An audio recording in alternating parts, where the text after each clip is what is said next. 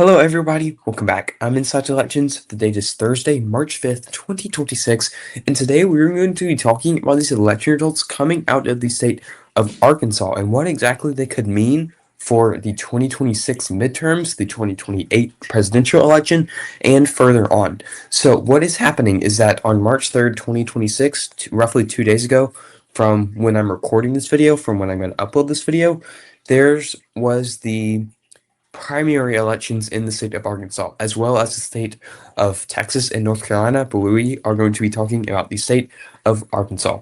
And we're going to be talking specifically about two elections, that being this election, the Arkansas Supreme Court election, and the state house election, the state House District 70 special election. We're going to be talking about both of these elections in these videos. So just to get into it right away, what is happening?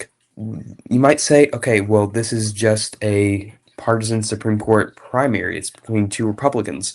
No, it's not. Nick Brony won this election. Nick Brony is a Republican. He aligns with conservatives. He is a justice. Soon to be justice. He's soon to be an Arkansas Supreme Court justice. I'm not arguing that. What I'm arguing is the margin of victory. Nick Brony only won this election by less than 10 points, by 9.6 points against John Adams, who is a Democratic judge. He's a Democratic left-leaning judge in the state of Arkansas, and he lost by less than 10 points. That is extremely good for the Democratic Party. That you want to see these election results if you are a Democrat. The reason is because Arkansas is an R+31 state. In 2024, it voted for Donald Trump by 31 points. This state is solidly Republican, and it just voted for, yes, a Republican, it's Arkansas, but by less than 10 points. And the reason that is so important is not just the margin, but where the margin is coming from. That being rural counties. Rural counties in this election shifted to the left by huge, overwhelming margins. We can look at literally any county, it doesn't matter. Say here, White County, Arkansas. It voted for Nick Brony by 10 points exactly, 55 to 45. And we can see how this county voted in 2024. White County, let's see. White County, Arkansas. It voted for Donald Trump by 61.2 points. That is a 51-point swing to the left in this rural county in the state of Arkansas. That is extremely good for the Democratic Party.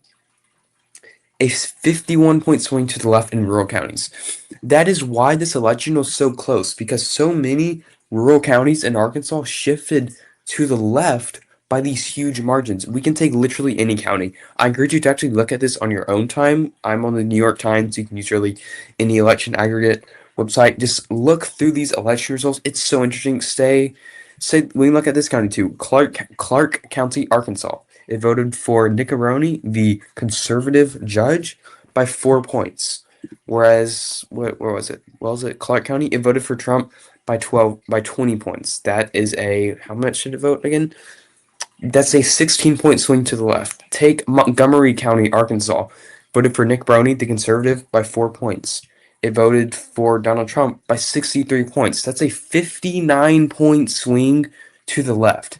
And the reason this is so important is because rural counties have lost Democratic voters in huge, huge swaths in past elections. For example, take 2020 to 2024. We can take any state, but specifically Arkansas, sure.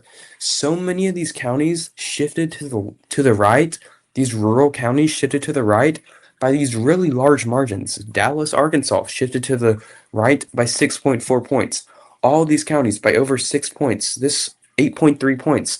Whereas these Pulaski, Lanark voted yes, shifted to the right, but by small margins. These are population centers. This is where Little Rock is.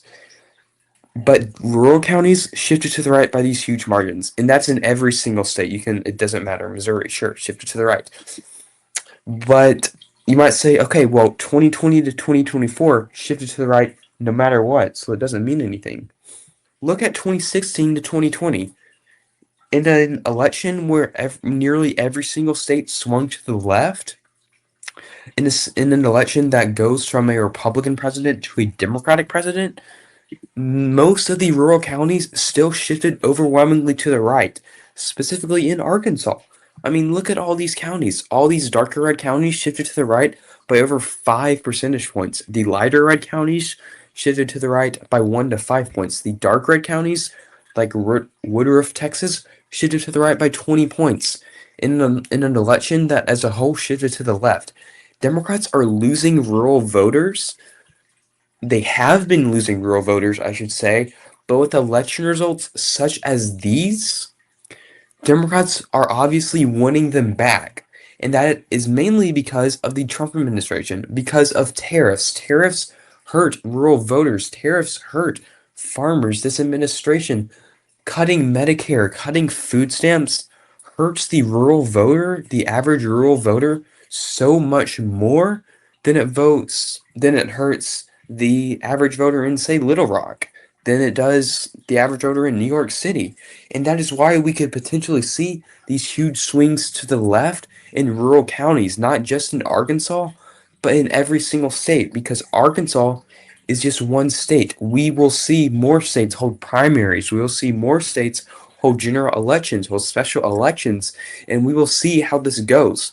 Because if Democrats can win back rural voters, that would not only handedly win them, say, the popular vote in 2026, it could hand them the president in 2028. It could hand them Senate seats that Democrats would previously not think of winning. For example, Montana.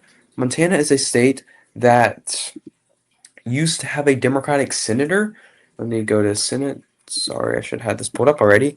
That in 2018 elected John Tester, a Democrat in Montana by 4 points. Montana is a rural Republican state, but since then, Democrats have lost so much ground in rural counties, in the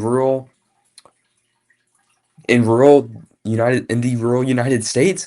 The Democrats lost the seat, a long held Democratic seat, by 7 points.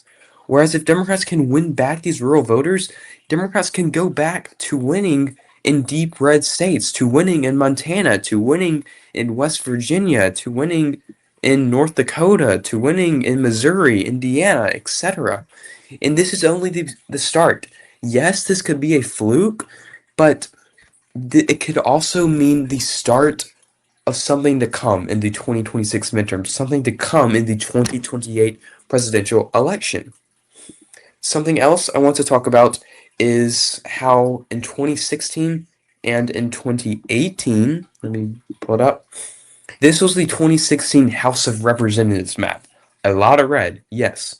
Look at the 2018 House of Representatives map, though. A lot of blue. Roughly 80 seats shifted to the left, and specifically rural seats are what made that possible. Take Oklahoma. Oklahoma's 5th district in 2016 voted for the Republicans by 20 points. In 2018, though, it shifted to the left by 22 points to vote for the Democrats. Same thing goes for this district in South Carolina. In South Carolina's 1st district, it voted for Republicans in 2016 by safe 22-point margin. In 2018, it voted for Democrats. And this same thing has happened in so many districts in 2018 with election results such as this, with election results in Arkansas that are shifting overwhelmingly to the left. We could see a repeat of 2016. We could see a repeat of 2018. We could see a repeat of Democrats flipping deep red districts by winning over rural voters that Democrats have lost by huge margins in previous elections. Okay, I've been talking about this for too long. This video is going on for a little bit too long, honestly, as well. I want to talk about this last election real quick. There's not too much to talk about, but this was Arkansas' 70th House district. It was a special election. The Democratic candidate, Alex Holiday, won this election by 14.2 points. He won this election by, not 14.2, 14.8, sorry. He won this election by nearly a safe margin. Yes, Kamala Harris won this district in 2024, but by 1.2 points. She won it by 121 votes. In 2024, this district was Republican held. It voted for the Republican candidate by 2 points. This was a Republican held district. However, it just voted for a Democrat in this district by 15 points. It swung to the left by 17 points. The Democrats just flipped a Republican district in Arkansas in the same election that they are winning back rural voters. Winning back rural voters, flipping Republican seats is how Democrats win back control of the United States government in 2026. It's how they win back control in 2028. It's how the tides will turn. It's how 2026 will vote. Okay, I know I've been talking for way too long. This was just kind of my thoughts on this news. What do you think is going to come because of this? Do you think it's a fluke that so many of these specifically rural counties shifted to the left by such huge, large margins? What are your thoughts? I actually encourage. I know I've already said this, but I encourage you to look at this website at New York Times, then look at this website, JJ's election map, and look at specifically these counties in Arkansas. Look how much they shifted to the left. I just find this so interesting. I think you should too. Let me know your thoughts in the comments. If you enjoyed this video, I encourage you to like the video, to subscribe to my YouTube channel. I upload election news every single day. And yeah, I hope you have a great day.